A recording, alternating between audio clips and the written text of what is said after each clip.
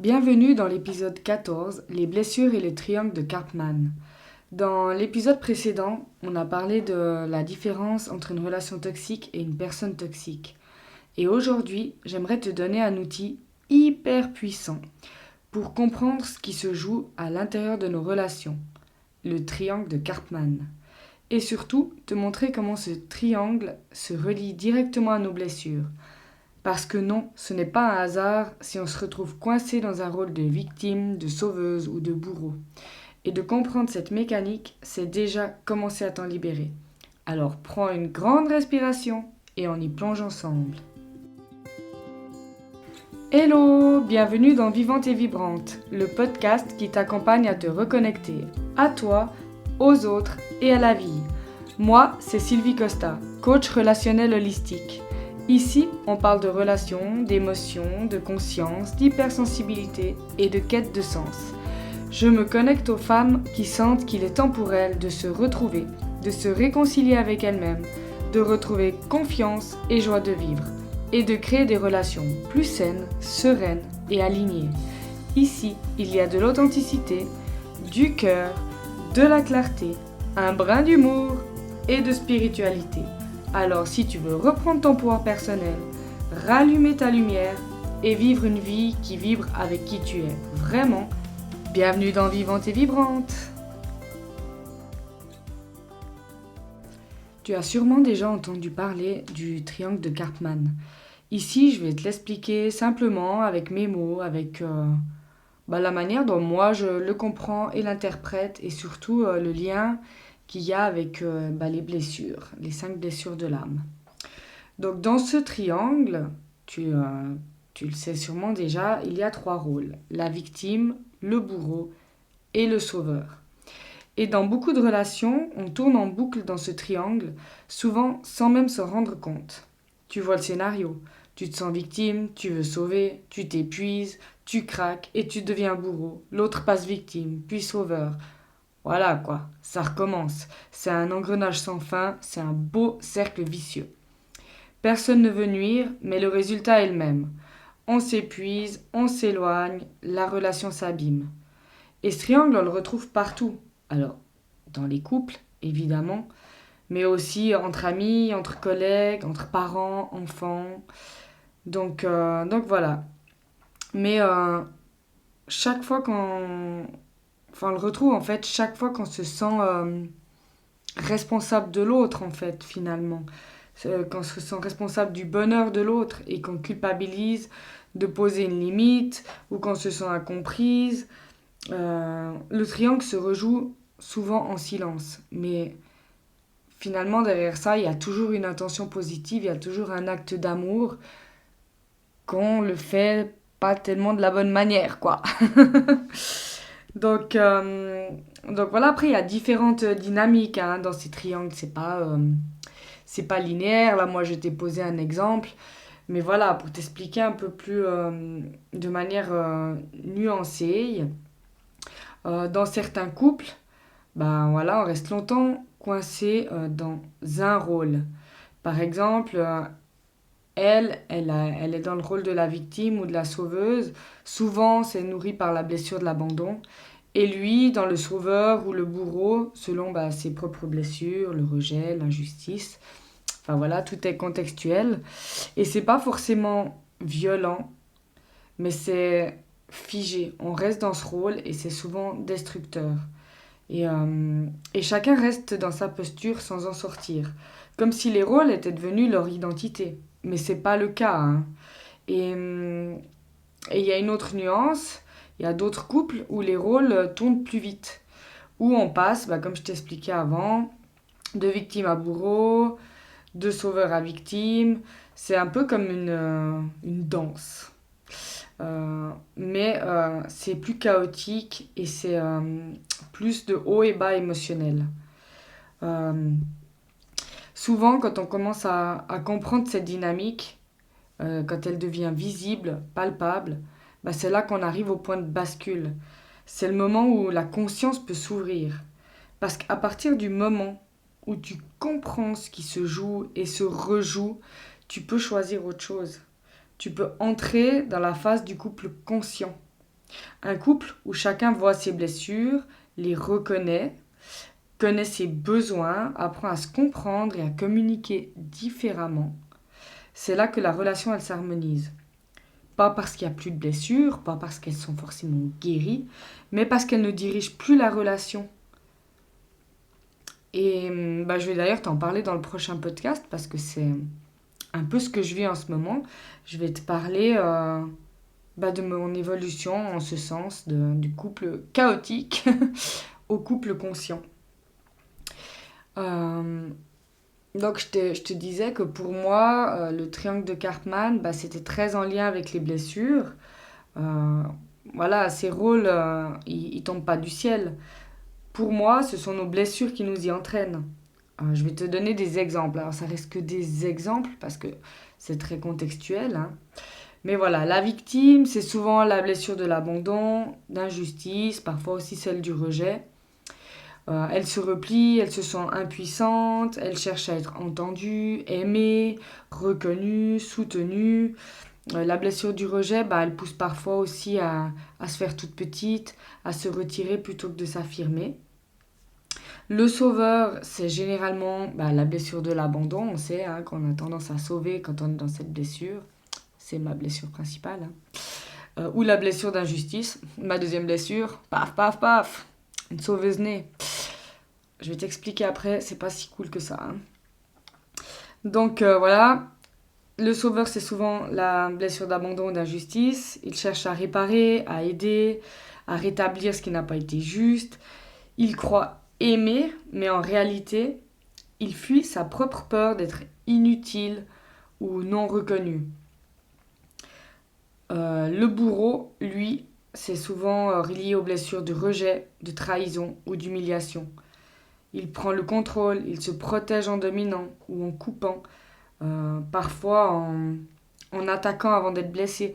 C'est là où des fois on peut faire des confusions avec le manipulateur, le pervers narcissique.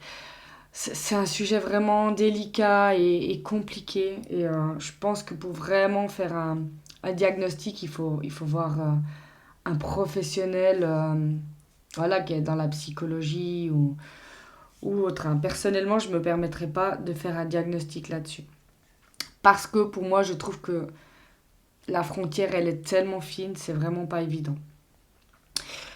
Mais enfin bref, voilà, je pense que tout dépend de ce qui s'active dans la blessure, du contexte, de la relation. Mais tout ça pour dire que c'est le frottement entre deux blessures qui crée voilà, cette relation victime, bourreau ou sauveur, sauveuse, enfin voilà. Après, c'est ma vision, hein. Mais voilà, nos blessures, elles sont pas fixes, hein.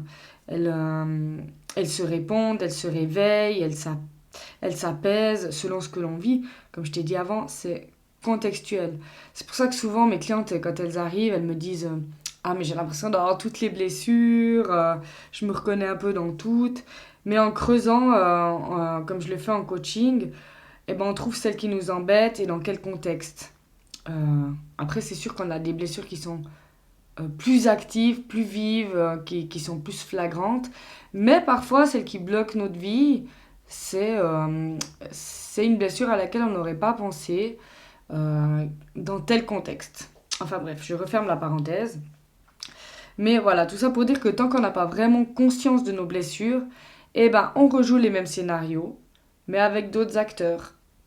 Et toujours dans le même film. C'est les schémas répétitifs. C'est-à-dire que si tu mets un terme à une relation parce que ça va pas, parce que tu t'y sens pas bien, et tout ça, tant que tu prends pas conscience de tes blessures, que tu avances pas, dans ta relation suivante, tu vas retrouver les mêmes choses qui coincent, qui vont pas, ou peut-être un petit peu différemment selon la blessure de l'autre. Mais voilà, tant que toi, t'avances pas sur ton propre chemin par rapport à ça, forcément, ça va se rejouer. Donc voilà, moi je fais toujours un petit peu la distinction entre relations toxiques ou personnes toxiques. Donc là, je te parlais de relations toxiques. Mais voilà, je reviens toujours là-dessus. Je pense que c'est vraiment important de faire la nuance. Que dans une relation toxique, on est les deux à tourner dans ce triangle le triangle de Karpman, sans le vouloir, c'est la rencontre des blessures à vif. Mais il existe voilà, des relations où ce triangle est utilisé plus ou moins volontairement comme une stratégie de domination ou de manipulation. C'est là où entre en jeu le potentiellement pervers narcissique. Je prends des pincettes, hein, parce que on balance le pervers narcissique à tout va, alors que c'est pas forcément le cas. Voilà. Donc du coup là, c'est plutôt, dans ce cas-là, c'est plutôt, enfin on n'est plus en co-création. Enfin comme j'ai dit, c'est une stratégie de domination ou de manipulation. Donc c'est plutôt une personne qui le fait. Donc c'est plus de la co-création d'un schéma blessé, on est dans une emprise. Et dans ce cas-là, si vraiment tu sens cette emprise, même si c'est pas vraiment un pervers narcissique, mais si tu te sens étouffé vraiment, que tu sens que tu peux plus du tout être toi, que tu es en danger physique ou même émotionnel ou autre, il faut partir. Hein. Il y a pas à discuter. La personne, elle va pas changer comme ça. Tu vas pas pouvoir le changer. Si tu écoutes mes podcasts depuis plusieurs épisodes, ben, tu vas peut-être trouver répétitif, mais je trouve ça tellement important de le dire. On peut pas changer l'autre. Et si, admettons, ben, tu penses que c'est l'homme de ta vie, et ben, pars quand même. Guéris tes blessures. Laisse-lui l'espace pour potentiellement guérir les siennes. Et si vous devez vous retrouver, vous vous retrouverez. Mais en ayant avancé chacun de votre côté. Parce que quand c'est tellement fort et destructeur, c'est vraiment compliqué d'avancer et de guérir. Je ne veux pas dire impossible, parce que j'en sais rien. Mais je pense que c'est très compliqué et la distance peut vraiment aider. Mais voilà, dans la majorité des relations, on parle d'une dynamique blessée, on parle de deux personnes qui s'aiment, mais qui ne savent pas euh, encore se comprendre ou qui ne savent plus se comprendre parce qu'il y a des choses qui ont été activées et, euh, et on n'arrive plus à se parler depuis un espace apaisé. Je t'expliquais avant que j'avais tendance à être sauveuse via mes deux blessures de l'abandon et de l'injustice. Mais le rôle du sauveur, c'est pas toujours celui qu'on croit. C'est souvent celui qu'on valorise parce que forcément, ils vendent plus du rêve que victime ou bourreau. Hein. Mais voilà, on dit souvent que c'est celui qui a bon cœur, qui aide les autres. Ça peut être le cas quand tes blessures, elles sont apaisées. Mais voilà, je le dis, le redis, le redis, même que je suis coach, on ne sauve pas les autres. On peut les accompagner à se sauver eux-mêmes, mais on ne peut pas les sauver. Donc en réalité, c'est un rôle dangereux. Quand tu veux sauver l'autre, surtout dans une relation blessée, tu t'y perds. Clairement, parce que tu vas t'oublier. Tu vas tout faire pour sauver l'autre. Parce que des fois, c'est plus facile de vouloir sauver l'autre que de vouloir se sauver soi-même. Se regarder en face et voir ce qui ne va pas. Voilà. C'est une vérité que j'ai appris à mes dépens. Du coup, derrière ton envie d'aider, bah, y a souvent une peur aussi. Alors, comme j'ai dit, celle de se regarder en face, mais aussi celle d'être abandonné, d'être rejeté, d'être inutile. Quand tu fais ça, tu crois aimer fort, mais tu t'abandonnes toi-même. Et c'est comme ça qu'on reste trop longtemps dans une relation déséquilibrée, parce qu'on confond amour et sauvetage. On croit qu'en aimant assez fort, on va guérir l'autre. Mais la vérité, c'est qu'on peut sauver personne. Je le répète, répète et répète. Mais voilà, tu peux seulement aimer avec conscience et choisir de ne pas te fermer. De te choisir toi, en fait. C'est que comme ça, finalement, que tu peux sauver l'autre, parce qu'en te choisissant... Ah, je vais y arriver. En te choisissant toi, tu vas donner l'exemple aussi. Toi, tu vas être mieux, tu vas être apaisé, tu vas mieux pouvoir communiquer, et tu vas ouvrir l'espace à l'autre pour qu'il puisse se sauver lui-même. Parce que être sauveur, c'est souvent une toxicité cachée. Vouloir sauver l'autre, ça a l'air noble, mais c'est aussi une forme de toxicité déguisée en bonté. C'est toxique pour l'autre parce que tu lui envoies un message inconscient qu'il n'est pas capable de se sauver lui-même. Tu lui retires son pouvoir. C'est inconscient. Voilà. Mais c'est quand même une réalité. Et c'est aussi toxique pour toi parce que voilà, comme je l'ai dit avant, tu t'épuises, tu donnes tout, tu donnes ton énergie, tu t'oublies, tu t'abandonnes. De là naissent les frustrations et les reproches et tout ça et tout ça. Petit à petit, vient aussi la colère, du ressentiment. Et, euh, et à force d'agir comme ça parce que tu voulais sauver, ça va finir par détruire. Alors oui, ça peut piquer à entendre ça. Je sais, moi, j'ai eu du mal à admettre que j'étais comme ça. Ça a été très très dur de l'admettre, mais ça a aussi été une de mes plus belles et plus grandes guérisons, hein. J'en ai pleuré, hein, d'être comme ça, et c'est pas évident pour moi de dire sur mon podcast, oui, j'ai été toxique, j'ai même été bourreau, j'ai été victime, j'ai été sauveuse, je suis passée par tous ces rôles, j'ai été toxique. Je pense qu'on l'est tous. Mais voilà, ramenons aussi ce mot avec plus de simplicité en disant que la toxicité, c'est juste quand la lumière s'éteint. C'est quand tu prends pas ta place. Et juste en faisant ça, en rallumant ta lumière, reprenant ta place, en te respectant, cette toxicité, elle tombe parce que quand tu te respectes, tu respectes l'autre. Ça aussi, je me répète, mais je crois profondément à ça. Donc voilà, le triangle de Karpman, ça peut être un piège, un cercle vertueux, mais quand tu le vois en conscience, quand tu peux identifier les rôles que tu joues, euh, quand tu remets de la conscience, ça peut se transformer en cercle vertueux. Il ne s'agit pas de rejeter les rôles de victime, de sauveur ou de bourreau qui est en toi, mais de reconnaître les parts blessées qui cherchent à être vues, comprises, apaisées. Finalement, c'est un message. Parce que quand tu changes ta relation à toi, à tes émotions, à ta peur, à ton besoin d'amour, tu changes naturellement ta relation aux autres et ta relation à la vie. Et voilà, c'est là que le cercle vicieux devient un cercle vertueux. C'est là que le cœur de mon travail de coach relationnel rentre en action. Aider les femmes à se comprendre, à communiquer différemment, à se relier à elles, aux autres et à la vie avec authenticité. Donc, voilà, comment sortir de ce triangle? Comment le transformer en cercle vertueux? D'abord, comme je te l'ai dit, prendre conscience du rôle que tu joues, l'accepter, l'admettre, pas pour te juger ou te dénigrer ou te rabaisser, mais juste pour te comprendre. Ensuite, changer de posture. Respire avant de réagir. Choisis une réponse consciente plutôt qu'en réaction automatique via ta blessure. Exprime tes besoins clairement, sans accuser l'autre, sans te justifier. C'est là où entre en jeu la communication non violente, où tu fais partir de toi ce que toi tu ressens, tes besoins. Ça peut paraître égoïste, mais du coup c'est non accusateur de l'autre. Et, euh, et ça ouvre un espace pour le dialogue.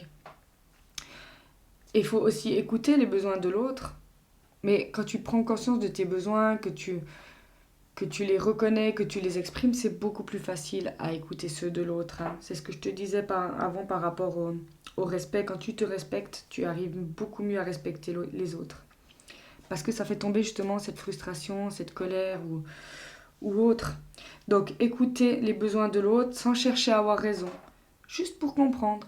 Pour comprendre l'autre, qu'il soit entendu, que tu puisses lui dire oui, je t'entends.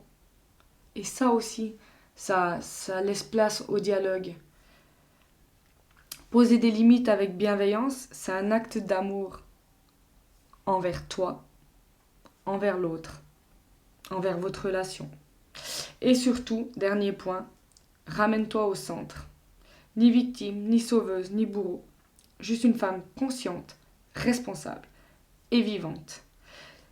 Et si tu réalises que la relation, elle est réellement destructrice, souviens-toi que partir, c'est aussi un acte d'amour, comme je te l'ai dit avant, pour toi, mais aussi pour l'autre. Parce que même si c'est dans une toxicité destructrice, bah voilà, l'autre, il doit être vraiment profondément blessé et partir, bah voilà, c'est te sauver toi. C'est comprendre que tu peux pas sauver l'autre et c'est lui donner la place pour se sauver lui-même. Parce que voilà, comme je te l'ai dit encore et toujours, tu ne peux pas sauver l'autre, mais tu peux te sauver toi. Et ça, c'est la plus grande preuve d'amour. Vouloir sauver l'autre, c'est t'oublier toi. Ça demande du courage de se choisir. Mais c'est le plus beau cadeau que tu puisses te faire. Et j'ai même envie de dire, de faire au monde. Parce que voilà, quand tu vas te choisir, tu vas rallumer ta lumière. Et rallumer sa lumière, c'est pas enlever celle des autres. C'est éclairer le monde, c'est donner envie aux autres de briller à leur tour. C'est ma vision. Je trouve qu'elle est bien. Donc voilà, quand tu sors du triangle, tu ne perds rien, mais tu récupères ton énergie, ta clarté, ta liberté. Tu redeviens actrice de ta vie et ça, c'est puissant. Le cercle vicieux se transforme en cercle vertueux. Yeah! Et si tu sens que c'est le moment pour toi de sortir de ces schémas et de retrouver ton équilibre, mais que tu sais pas par où commencer, que tu as vraiment besoin d'y voir plus clair, d'avoir des clés, bah viens découvrir mon accompagnement réveillé, ces 3 séances pour te déposer, y voir plus clair et te mettre en action. Et n'hésite pas à liker, à commenter ou à partager cet épisode. Il parlera sûrement aussi à d'autres femmes de ton entourage. Merci de m'avoir écouté. À bientôt!